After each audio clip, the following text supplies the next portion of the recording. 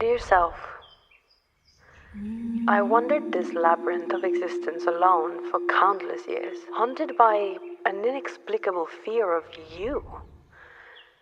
Your voice, now louder than ever, no longer distant, and I hear you crystal clear, a sort of call for connection and a yearning for love. Not too long ago, you led me to a place of solitude, a realm exclusively ours, and for the first time, I willingly joined in. Initially, I had locked away the memories of our solitary journeys. I was afraid that they meant surrendering control. This time it was different. We actually connected, and I hear you, I feel you, I feel I understand now the point of it all. It's like the penny dropped. A decade ago, I began listening and watching. It felt like an eternity before I finally allowed you to take your rightful place in my realm. It felt like an invasion at first. I hadn't worked so hard at keeping beings locked up to invite a weirdo in, a flicker of light I kept seeing through a crack in the wall. You possess this extraordinary ability to keep me grounded while also helping me fly to unimaginable heights.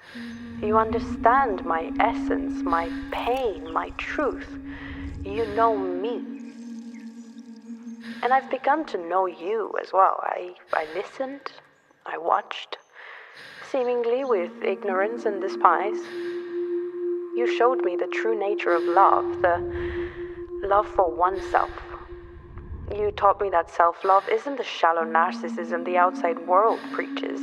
It's internal, it's coming to peace with every single side of the human experience, the beautiful, the ugly, and the dark, with the parts within me that I've been fighting and locking away all this time, causing me turmoil and unease in return.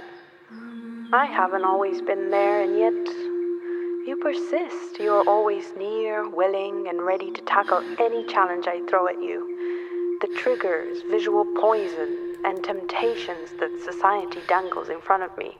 You are by my side when I fall into the darkness, when I feel like there's no more hope. You were there, at times barely shining your own light, exhausted yourself.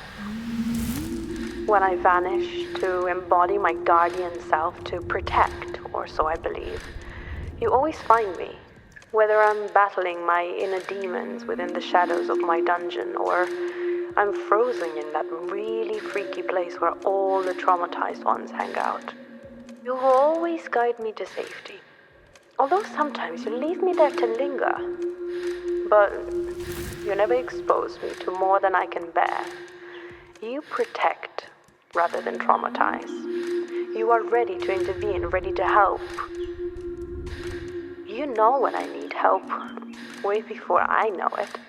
But I have to admit, it feels a little creepy, a little, the way you watch me from the sidelines in those darkest of spaces. I get it, the allowing me to confront my fears, the journey of healing and acceptance, blah, blah, blah. But it's a little weird. I'm learning. I'm still learning, and I'm grateful for that. I'm grateful to you. Thankful for your boundless patience and your love. Embracing me with all my baggage, all my demons, and my drama. The moaning, the complaining, the panic and freakouts, my mostly talking shit. All based on fear. My need to protect. No, actually, I said I'm learning. My need to control. Thank you for teaching me how to heal, how to find safety, how to trust, and how to pause. Shit, I was so afraid of you, I totally misunderstood you. I understand now that you don't seek control, not in the way that I perceive it anyway. You seek unity, integration, teamwork, a sisterhood. You showed me that I'm not alone, that I can ask for help from you and from external sources with you by my side. You taught me that I don't have to fight the demons. I can listen to them, see through the pain that they're trying to cover with their hideous form, see them for who and what they truly are, the way you saw me.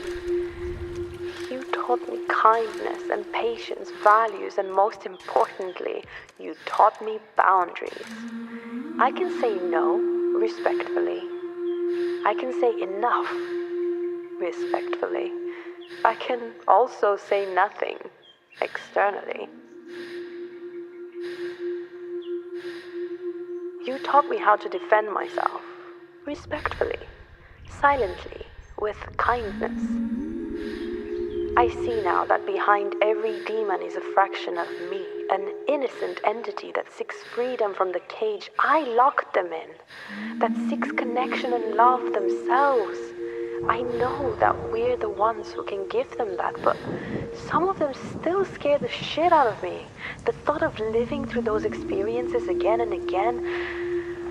I know that there's an end, but the journey there is so painful. Like the image-conscious one, our most difficult challenge to date, obsessed with her looks. We have yet to see her true form. She has not yet shifted from the ridiculously oversized demon that I see and feel constantly. And then there's the silenced one. She was always told to be quiet. Shut up, you're too loud, you ask too many questions. She's quiet still. Afraid to speak out or make a sound, but longing to make herself heard. The door to her cell is wide open, and as much as she freaks me out, I set her free. If only she would allow herself to make a sound.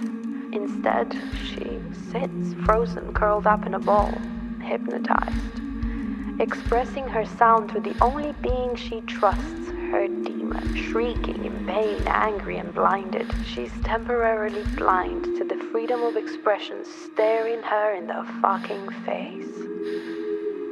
She'll soon trust me, and you. I feel it. Enough to at least see through her own eyes. Maybe then she will sound again.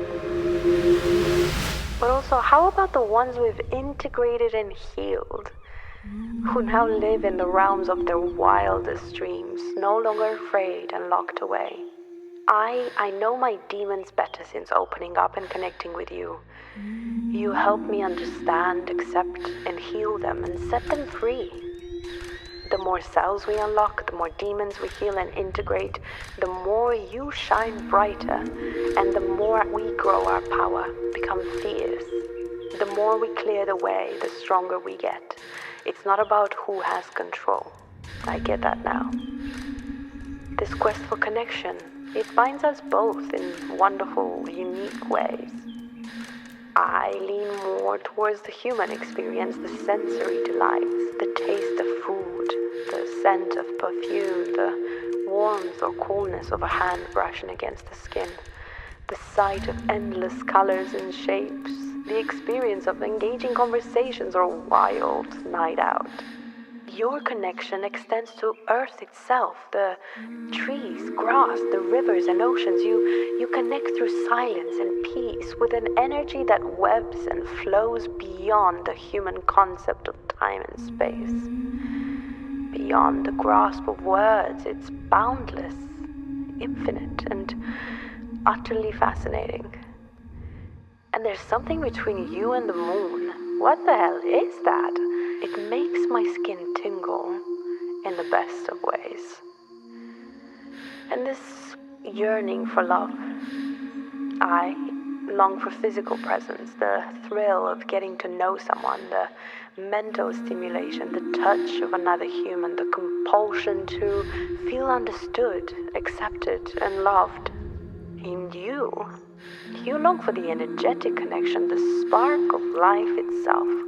Can we ever hope to find a human that could possibly satisfy both of our desires? It feels doubtful, but I'm listening. I remain open. I'm committed.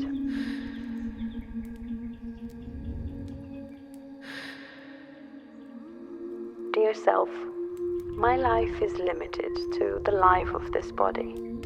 And I'm committed to opening up more space for you, to head deeper into the dungeon I created and to heal what we discover, to make more room for integrating the infinity, the simplicity and clarity of your essence, and living this human experience through it until I cease to exist.